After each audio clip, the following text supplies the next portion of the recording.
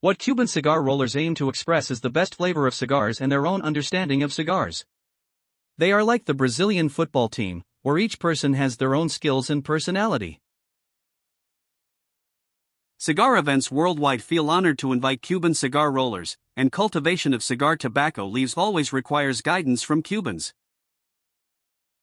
However, the cigars in our hands are likely different from those just rolled by Cuban cigar rollers. The draw resistance of a cigar just rolled by a Cuban cigar roller is the most perfect. Have you ever felt that the flavor of cigars smoked in the El Laguito factory in Cuba is the most perfect? Fermentation and aging after bringing them home are just reluctant choices. Because we don't know how many hardships this cigar has gone through during transportation, and how many changes in temperature and humidity it has experienced. For Chinese beef hot pot restaurants, the freshest beef is the most delicious. Beef that has been aged or undergone acid discharge is not fresh. Only non-fresh beef needs acid discharge and aging. Why do cigars need ammonia removal after we receive them? This is because cigar tobacco is a high-protein plant. Protein is composed of amino acids, and amino acids undergo deamination reactions to produce ammonia. Simply put, it's like sealing a high-protein item in a box for a long time, it gets smelly.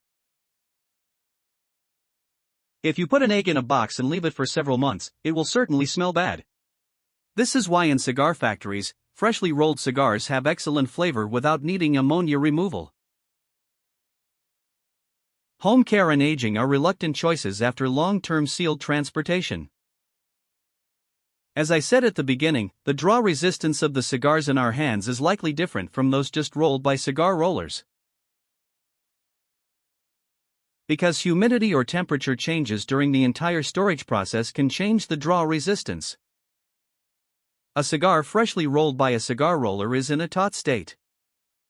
The internal tobacco is in an elastic state, which we call internal stress. However, when the tobacco is in a low humidity state, it becomes very hard and fragile. And when the tobacco is in a high humidity state, its elasticity will suddenly disappear. Whether it becomes dry or wet, its internal stress will suddenly increase or disappear. This can cause the cigar to crack or change in diameter, both of which will lead to significant changes in draw resistance. What's more terrifying is that this change is irreversible. This is why the entire cigar life cycle must be in constant temperature and humidity. Even a single change can ruin the cigar permanently, it cannot be restored. Therefore, Long Shell always encourages users to learn hand-rolling themselves, to re-roll ruined cigars and restore good draw resistance. Long Shell has detailed tutorials, and it's best to smoke the cigar immediately after rolling, not to leave it for too long. The longer it is left, the greater the change in draw resistance. Long Shell, let each of us become our own Cuban cigar roller.